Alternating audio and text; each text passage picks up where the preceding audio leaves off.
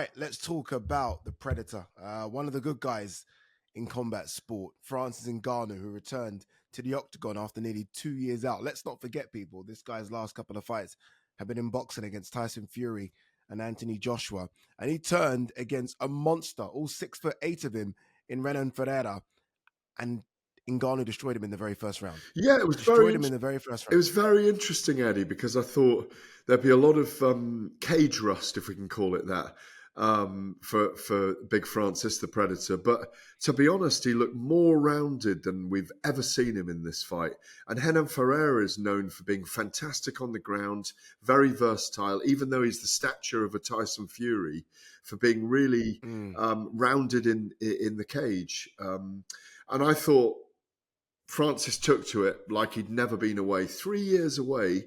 But I also think, and I think this is important, he's drawn a whole boxing audience that he's developed through those two fights with Tyson Fury and Anthony Joshua to want to be interested in his life, to want to be interested in his career. And I've spoken to and heard a lot of boxing fans talking about that, and he's in all the aggregators in the boxing news, and people are delighted for him, obviously because of the tragedy that he's gone through this year with the death of his 15-year-old son, an incredible thing he's gone through. And while I was watching it, it did take me back to seeing him at the PFL in Washington in August, I think it was, where I said to him, do you realise, Francis, how you inspire all of us, the way you are and what you've done in your life? And he said, yeah, man, but it just makes me think life sucks. And, I will never forget those words from him.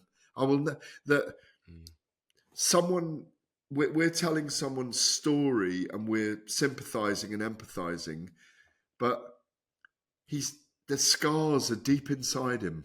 And yeah, he's living this story. He's living the story. We're watching it. Yeah, we're watching it through our own lens. He's living it. He's living these fights, the knockouts, the death of his son, having to come back and have this fight. Right. I mean, I felt in the lead up to it that mentally he wouldn't be there and he wouldn't be ready, and physically, where's he going to be as well after being knocked out by AJ? He's having to live through all this, and I think that's why we saw the emotion after him crying. There was a lot of emotion, a lot of outpouring of just so much that's happened in the last 12 months, and a lot that we won't even know. But yeah, it was emotional watching him cry, because he's an amazing, friendly giant.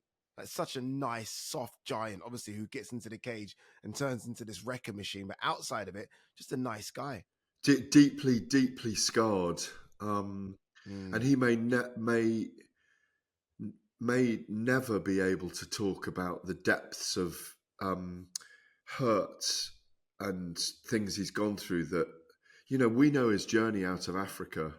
I mean, your ancestors are Nigerian, and you know about Africa. You and I have spoken privately and publicly many times about the African continent and how people's stories there and how they belong in the fight world because of the stories of struggle and survival. And the world's changing, and he's a modern totemic, emblematic example of resilience and physical strength, and the deep spirit in that man is very obvious sometimes. And it was very moving seeing him cry and break down. There were a lot of things going on there, and yeah, it's quite amazing. Quite amazing. I feel emotional talking about it, to be honest. Yeah, no, honestly, it's an amazing story, and one now with that win that continues, and does it continue to the super fight we all want to see, which is Jon Jones? I think it will. I mean, does Tom Aspinall deserve a crack at the great man? It's not that I don't think Tom deserves it, but I almost want this to be one for the old guard. Like, who is going to, the old guard being Jon and Francis. I feel like Tom, the young guard. Tom, you'll get your chance when they all disappear and vanish into the wilderness. But I almost feel like I want to see Jon, who fights Stipe soon. Jon versus Francis. Make it happen, Turkey. Please. Yeah, I mean, it's almost, in MMA terms, it's almost like not seeing, who would it be? It's almost Anderson like not seeing Tyson Fury against Anthony Joshua. Oh, in MMA terms, no, it's bigger than that. Oh, no, it's bigger than that. It's bigger than that.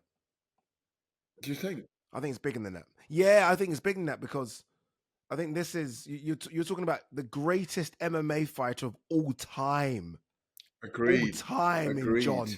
You know what I mean? And maybe the greatest heavyweight of all time, maybe. So this is just enormous. Yeah, I agree. In It's just MMA enormous. terms, it is enormous. I think it will Yes. happen. I think it will happen because we've got Hopefully this it does. relationship between Dana White and Turki Alalshikh at the moment as well. So who knows? It's just a relationship between Dana and Francis. That's the issue. Very quickly, as we wrap, Chris Cyborg was talking about the greats and goats, and she has to be in that conversation. She beat Larissa Pacheco over 5 rounds. Chris now 39, and she's been doing this 20 years. I mean, she's been kicking ass for 20 years. And apart from that Amanda Nunes, like if I could erase that Amanda Nunes fight from my memory, that should be the GOAT of all GOATs. But because I have vivid memories of that first round defeat to Amanda, I think they get Amanda back and run it back one more time. Well, I think they get it back. That'll be great as well. But I still think Cyborg in terms of body of work, the grand slam of all the titles, I feel like she's the women's GOAT.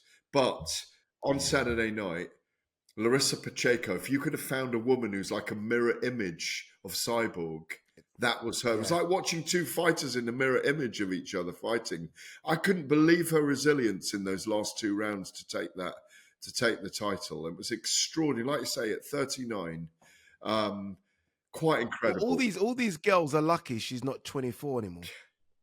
Because the Cyborg at that age was just a wrecking machine with no, like now I almost feel like she's been somewhat, she's just been relaxed. Like the world living in America has just almost softened her a little bit. That Cyborg of when she first came from Brazil was just one of the most frightening things I've ever seen in my life in a ring.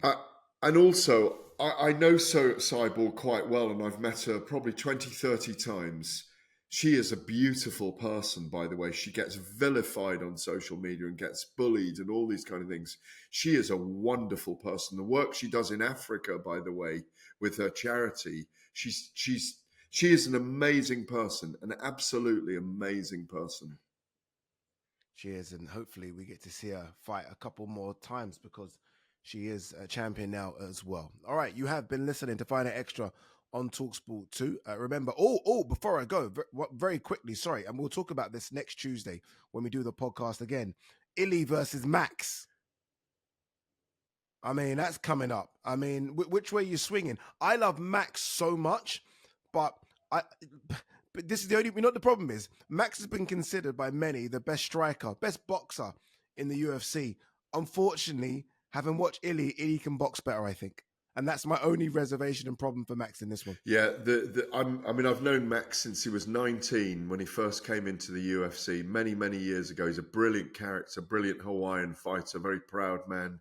There's a lot of mileage on the clock now, a lot of mileage. And I think, and he's never been stopped, remember, Ilia Topuria for me is obviously coming with age and vim and vigor. I think it might be the first time that Max Holloway gets stopped. No, hopefully not, but we'll see. But you can't write him off. No, of course not. Of course not Max. No, of course not. I think one of the best featherweights, if not the best featherweight of all time. On AM, on DAB, via the talkSPORT app, and on your smart speaker. talkSPORT.